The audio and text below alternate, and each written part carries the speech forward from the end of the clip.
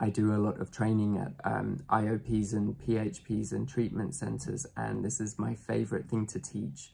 I get such good feedback about how important it is, and I love that I can get to share it with you.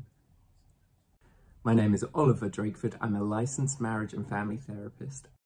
I've been working with families for most of my career. Most recently, I was the clinical director of an adolescent treatment centre, and I created a family systems approach to treatment. Before I found family systems theory, I was doing quite well with family work, but I was running on a lot of intuition and guesswork, and I got stuck frequently. Family systems theory, and in particular structural family systems theory, the work of Salvador Minuchin and the Milan group, has been a game changer for the way that I approach families. I think family systems work is needed more than ever, and I'm bummed it's sort of gone out of fashion and isn't where the focus of mental health treatment is right now. Let's get into family systems work. The best way to introduce this topic is if you pretend for a minute that a family is a lot like an organization. Now, obviously, you and I know that this is an overly simplified analogy. For the sake of this exercise or activity, it's quite useful in helping us understand and organize our thoughts. The purpose of an organization is often to create something. So it has a task or a point to it, and that is anything from manufacturing shampoo to doing PR to, if it's a non-profit, saving pandas. A family's task is a lot different, and it was a bit of a stretch for me, to be honest, to sort of see a family's task comparing it to an organization or a company's task. But there is a purpose to a family, and that is simply just to be able to provide food and shelter, to raise kids if they've got kids, and make changes and adapt to life situations as they come. So not quite the same as a company or an organization, but still has a purpose. So for an organization to actually save pandas, manufacture shampoo, or do PR, there has to be some organization to it. So we all know the components of a successful company. There has to be some organization, there has to be some leadership, there has to be communication and roles in order for it to save pandas or do PR or manufacture shampoo. The same is true for a family. It has to have some organization, some leadership, good communication, everybody know their roles in order for it to be a family. And when any one of these break down, that is where dysfunction happens, and that's when we start seeing families in our office. There's always a leadership. Could be a person, could be a team of leaders. When families don't have leadership, I think we see increased emotional distance and conflict, and a lot of dysfunction show up. So families need leadership too. Hopefully it'll be a parent and definitely an adult who is providing direction for the family. People below the leaders have roles. So Jenny in accounting knows that she's doing the finances, and Mark in PR is doing the publicity. Family needs roles as well. We need the parents or adults to be in charge, really, and taking on the brunt of the responsibility for the family.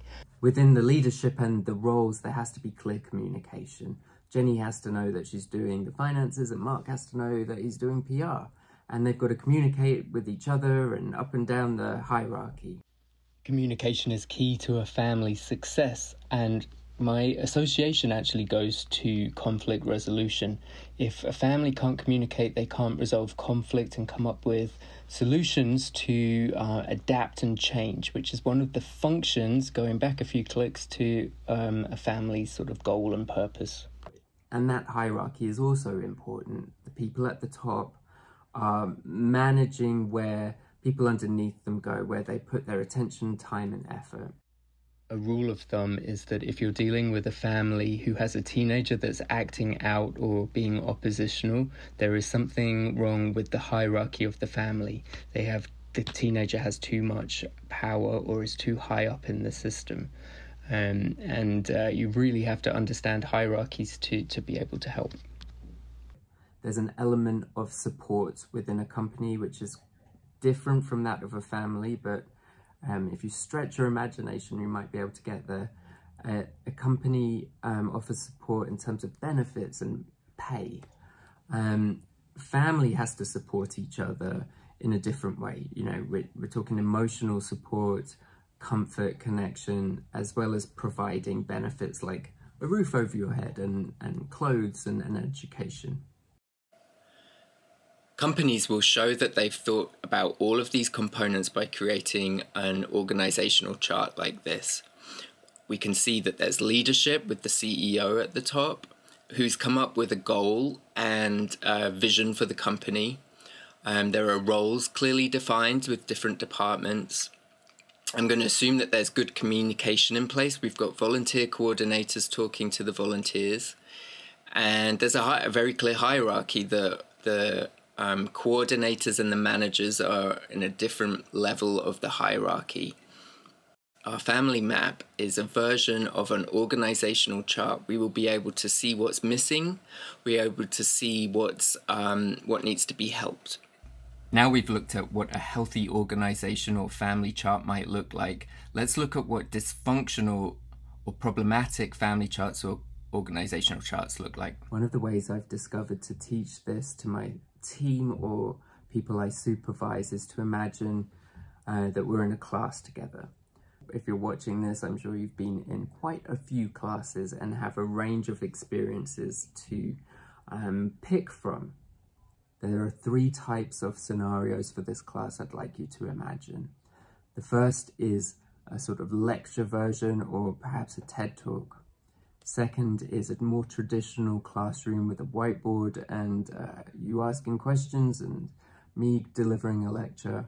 And the final type is more of a sort of huddling around a Starbucks table while sipping coffee and chatting about what it is that we want to learn. We can depict each of these scenarios differently. And the way that we do this is normally to depict people as squares of varying sizes, and we place them spatially across the page, normally with the person with the most power at the top of the page. You can start seeing the differences between the 2 diagrams now when you compare them. Notice the size of the box of the teacher, the distance between them, and boundaries, which we'll get to in a little bit. And the final scenario is a different image altogether with everyone being very close and the same size. What I've done here is a family map. It's a visual representation of some of the elements that are going on within this class. The rules of engagement around who does talking and who does listening are what we call boundaries. All boundaries are ways that separate who participates in what subgroup and how. In the very, very formal lecture, the rules are very clear. The lecturer does the talking and there's probably silence and note-taking from the audience. This is different from the very relaxed or coffee shop version of the class where anyone can jump in, and as a result, there's no hierarchy. There are people in charge, there are people who are doing more talking, there are people who are doing less talking. This is what a family map is. Power can be depicted in a number of ways by making the size of the speaker square very big, perhaps increasing the distance between the speakers and the listener. This is what I love about family maps. It just has to make sense to you. But you can play with all of these different elements. This was quite a broad overview of some of the themes that we need to understand before we can get the most out of family mapping. Hopefully it's given you a good foundation for the next video, which we will create a family map together by watching a YouTube clip of a family interacting. And I will take you through the steps that I go through whenever I start working with a family, and we can work out together what needs to be done and the treatment plan and the interventions. So hit subscribe and we will get to that next time.